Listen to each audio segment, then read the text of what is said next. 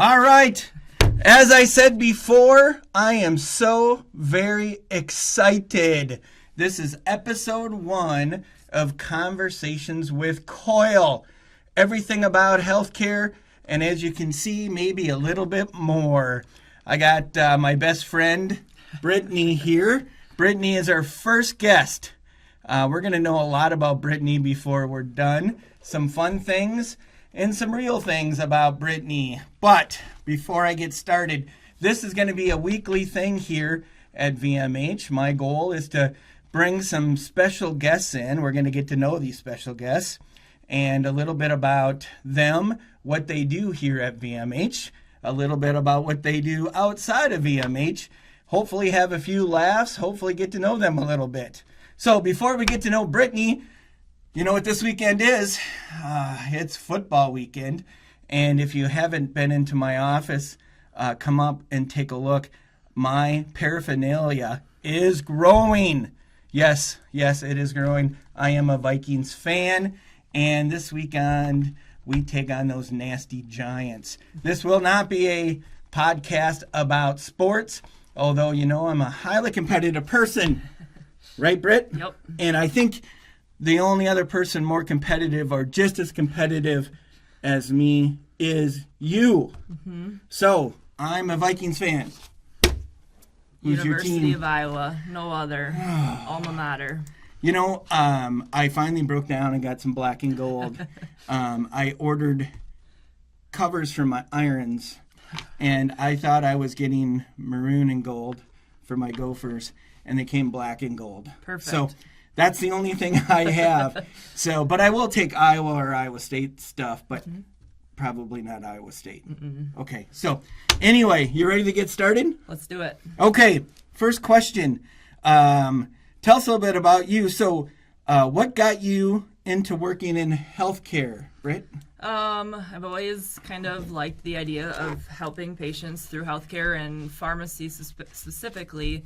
I was interested in how the medications affect the body, and it's a little bit more hands-off. So if you've worked with me at all, you know I don't really like wounds and vomiting and some of that stuff. So pharmacy was a great fit. That's awesome. You know, how long have you been? You got here right before I got here. Yep, so 4 years. A little over 4 years. Now, if you, what kept you here for these 4 years? What's the one thing that you go, you know, you can go anywhere as a pharmacist, right? What keeps you here at Veterans? So I started my career in critical access medicine as a pharmacy director, and it's something I never thought I'd want to do management, never thought I'd want to work at a small hospital, but once I did, I absolutely fell in love with it. So we moved back here, and that was my one criteria, was I want to work in critical access. So this job came open, and this place has given me a lot of opportunities, a lot of room for growth, a lot of room to just do something different every day, and that's what I like. Yeah. Over the last year, we've given you a lot of different opportunities with infusion and chemo and some of those other things. But one of the things that I know you've been working on is furthering your education and doing other things. But do you have any special certifications, or do you specialize in any specific areas? Yep. So I also have my CDCE, which is why I help Angie and adjust some insulin on the floor. So that has given me a lot of in-depth diabetes knowledge. I just finished a certificate in antimicrobial stewardship. That's through the Society of Infectious Disease Pharmacists. So that was a lot of good education that was done in a grant through a webinar. What does that program do? When you, that's a big word. Half the time I can't say it. So what does that program do for the hospital?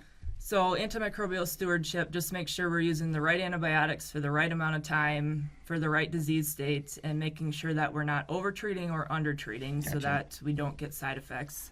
Fantastic.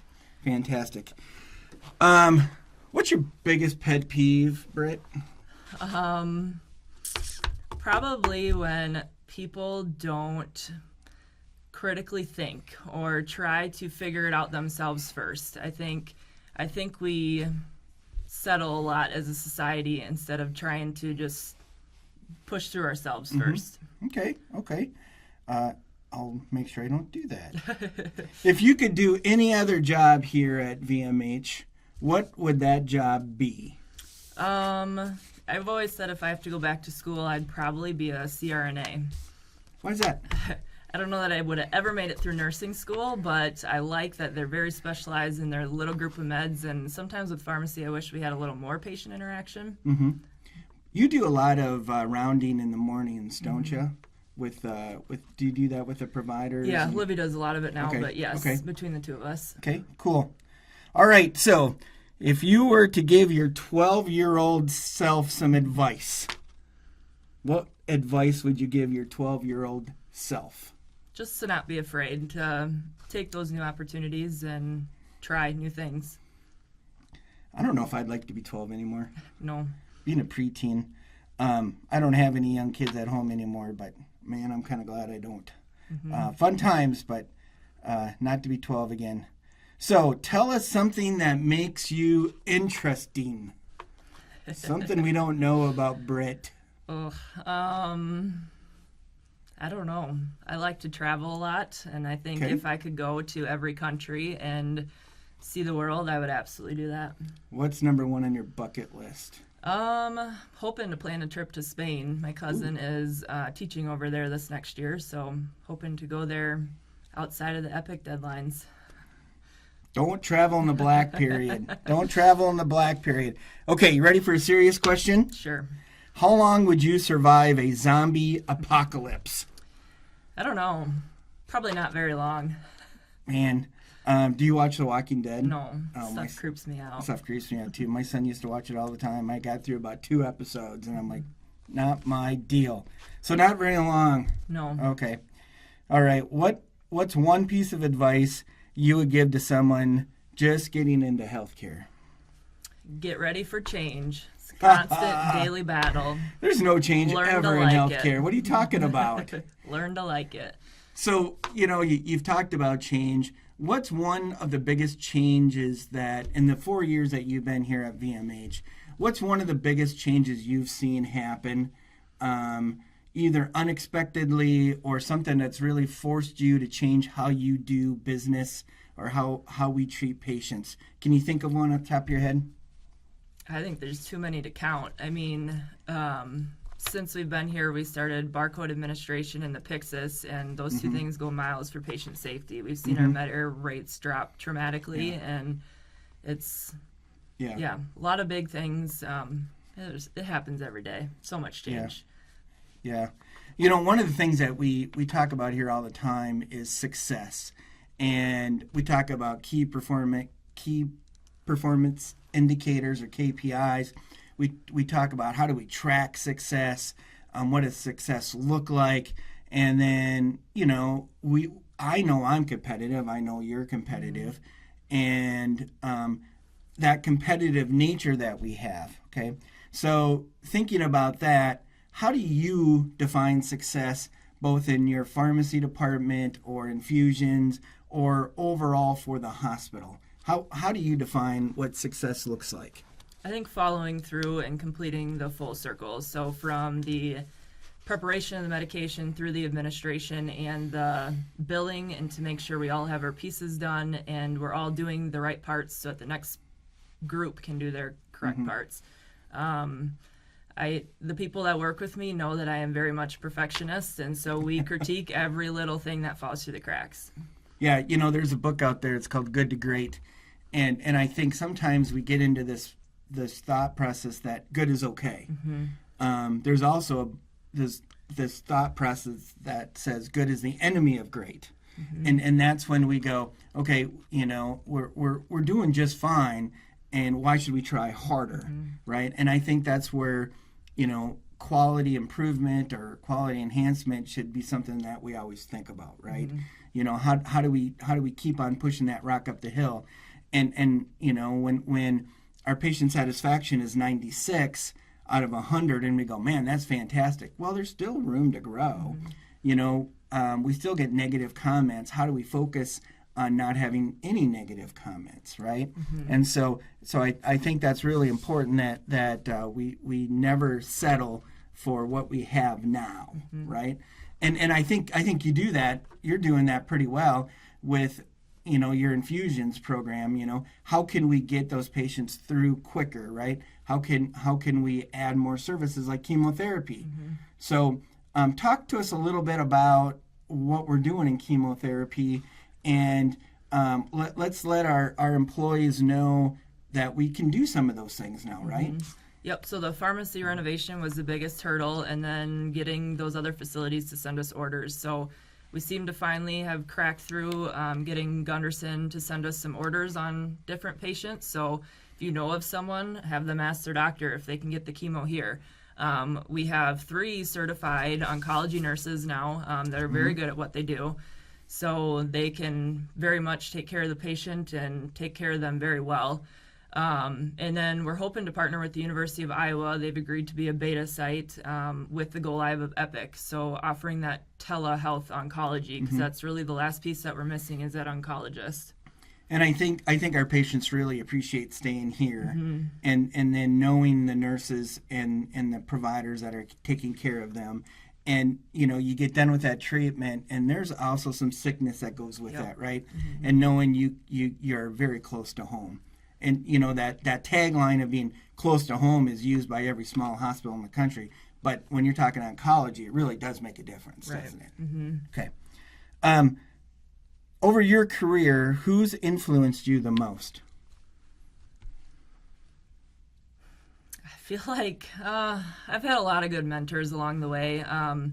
My first boss was very much pushed me to not settle for anything less than perfection and excellence. And if a nurse made an error on the floor, how can you as pharmacy fix that? What is your role in the process? And it might seem like you can't fix that, but you have some part of it. You can do something to make it better. Fantastic. Okay, if you could name a band, what would you call it, and what kind of music would it play? Not creative enough for this. Oh, come on. Come on. Well, it would probably play country because that is my flavor. That's your jam, And, all right? I don't know. I'm not creative enough for that. I don't know. Traveling with my wife, we love to do road trips. I think I'm going to start a new chain of restaurants called I Don't Know. That's going to be my new restaurant chain. I don't know. Everyone will want to go there, I'm yes. sure. I'm going to have one in every town. If you could change one thing about the healthcare industry, just one thing about the healthcare industry, what would it be? That we could take care of a patient without having to worry about the billing associated. Oh, wow. Wouldn't that be nice? Because, billing is always perfect, right? Insurance companies are perfect. Never. Never. Okay, another serious question.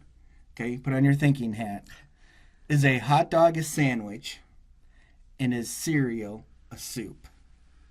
Cereal is definitely not a soup. What? Hot dog could maybe get behind. I don't know. What's one favorite thing that you like to do in the morning before you come to work? Sleep. I very much get up at the last minute. I like my sleep. Oh, yeah. Yeah, everybody has their morning routine, don't they? Mine is sleep as late as possible. What is one common myth about your job or industry you want to clear up? We don't just slap a label on it.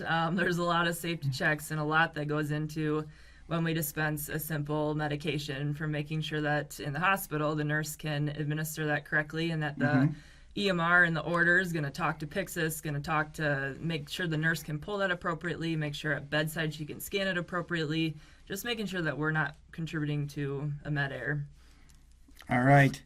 Well, recently I've heard some pretty big news, and something that's very exciting. So recently you were just awarded a Rising Star Under 40 award. And so on October 15th at 6 p.m. at the La Crescent Event Center, you're going to be given this leadership award. And this is a pretty prestigious award given to young leaders in this region for showing two things. One is that they've done many things in their organization to make their organization better, to lead folks and to really push their mission, vision, and values, as well as be involved in the community. So tell us a little bit about that. Pretty big honor. I was definitely very surprised that I was first off nominated, much less received it. I think I don't know, it was a super big honor. Looking back at all we've accomplished, it doesn't really feel like a lot, but when you start listing it off, we've done a lot. And a lot of change has happened in the 4 years since we've had a full-time pharmacist. So, yeah, very big honor. Yeah. So you're going to have to take a picture. You have to write a speech. You have to get a video together. Yep. You got to stand in front of people and talk, which you love doing, right? Yep, might be my least favorite thing, right, including this podcast. But hey, she's doing a great job, everybody.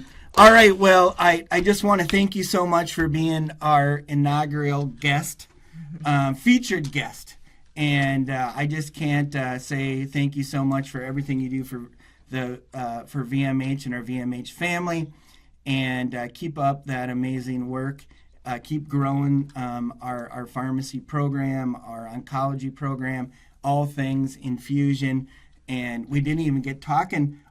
Before that, we should talk a little bit about our pain management program coming. Yes. Let's talk about that for 2 seconds before we get out of here. Yep, Sean Blake is going to start doing pain management, chronic pain management here. So we'll do a lot of injections. Going to be ran through the outpatient infusion services, but also with the OR's help and doing some of the procedures back there. He'll take care of all things pain, and I think it'll be a good thing to add to our facility and our community. We send a lot of patients over to Cresco right now as referrals, so I think his schedule will fill up fast. Yep, so starting 1 day a week on Friday, starting October 11th, right? Yep. And then we'll see how that grows. But Sean fills in when Skip and Mark are gone, but we are dedicated to have him here 1 day a month, hopefully a couple times a month, and we'll see how that grows. He'll be here at our med staff meeting here in September to work with our providers and give a presentation. I know our rev cycle team is getting education on how to bill that, and we've got the new C-arm. We've got all the equipment. OR is ready to go. I know you guys have all been meeting or will be meeting to make sure that we're set. So another great thing happening here at VMH. So we'll just keep on moving in the right direction. Yep. All right. Well, I want to thank everybody for taking some time and hearing all the great things from Brittney and things happening on our campus. So until next week, you guys, thanks for tuning in, and we'll have another great guest next week. Take care.